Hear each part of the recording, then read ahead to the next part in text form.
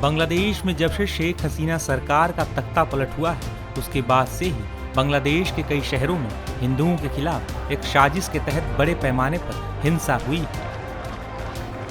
राजधानी ढाका से लेकर चटगांव तक हिंदुओं के खिलाफ हिंसा की खबरें आई हैं। शेख हसीना के तख्ता पलट और बांग्लादेश की अंतरिम सरकार के गठन के बाद बांग्लादेशी हिंदुओं को यह भरोसा दिया गया था वे बांग्लादेश में बिल्कुल सुरक्षित हैं। हिंदुओं को यह भरोसा बांग्लादेश की अंतरिम सरकार के मुख्य सलाहकार मोहम्मद यूनुस ने दिया था। हालांकि इसके बावजूद भी बड़े पैमाने पर हिंदुओं के खिलाफ हिंसा होती रही है। वहीं इस बीच मोहम्मद यूनुस ने एक संबोधन के दौरान हिंदुओं के खिलाफ हिंसा मामले पर बड़ा बयान दिया है। मोहम्मद यूनुस ने कहा कि हमने अपनी तरफ से पूरी कोशिश की है कि हिंदू समुदाय के सदस्यों समेत देश का कोई भी नागरिक हिंसा का शिकार न बने। बांग्लादेश में अंतरिम सरकार के गठन के बाद से देश पूरी तरह से सुरक्षित है। धार्मिक अल्पसंख्यकों को लेकर बेवजह डर फैलाया जा रहा है। कुछ मामलों में उन पर हिंसा हुई है, लेकिन इन मामलों में ज्यादातर बढ़ा चढ़ाकर बातें की जा रही हैं। जो भी हिंसा के थोड़े बहुत मामले हुए हैं, वे मुख्य रूप से राजनीति से प्रेरित हैं। दरअसल मोहम्मद यूनुस का ये बयान बांग्लादेश में हिंदुओं के खिलाफ हुई हिंसा पर उनका नया पैंतरा है। वे इस बयान के जरिए बताने की कोशिश कर रहे हैं कि बांग्लादेश में हिंदुओं के खिलाफ हिंसा के अधिकतर मामले राजनीति से प्रेरित हैं। हालांकि वे भूल जा रहे हैं कि हजारों लाखों हिंदुओं ने सड़कों पर निकलकर हिंसा के खिलाफ अपनी आवाज बुलंद की थी और अपनी सुरक्षा की मांग की थी। वे शायद ये भी भूल जा रहे हैं या जानबूझकर नजरअंदाज कर रहे हैं कि अमेरिकी राष्ट्रपति चुनाव के दौरान ट्रंप ने भी बांग्लादेश में हिंदुओं के खिलाफ साजिशन हो रही हिंसा के खिलाफ आवाज उठाई थी।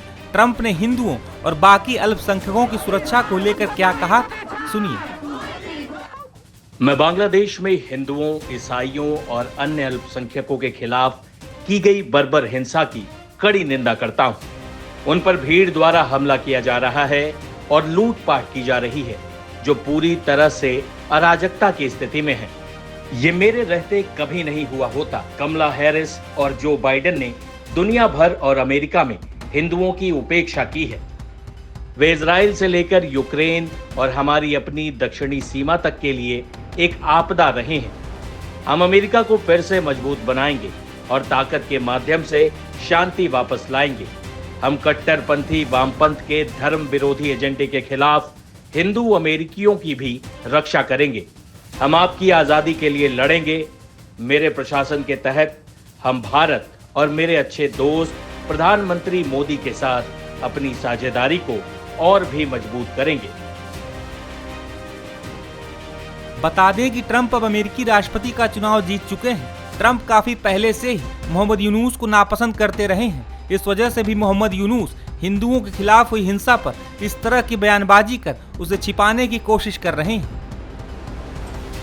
बता दें कि बांग्लादेश में हिंदुओं के खिलाफ हिंसा में अब वो भी शामिल हो गए हैं जिनकी जिम्मेदारी सबकी सुरक्षा करना है। दरअसल पहले कट्टरपंथी समूहों ने हिंदुओं के खिलाफ हिंसा को अंजाम दिया और अब तो वहां की आर्मी और पुलिस भी हिंदुओं के खिलाफ हिंसा में शामिल बताई जा रही है। हाल ही में कई ऐसे वीडियो सामने आए थे जिसमें हिंदुओं के खिलाफ जमकर हिंसा की जा रही थी।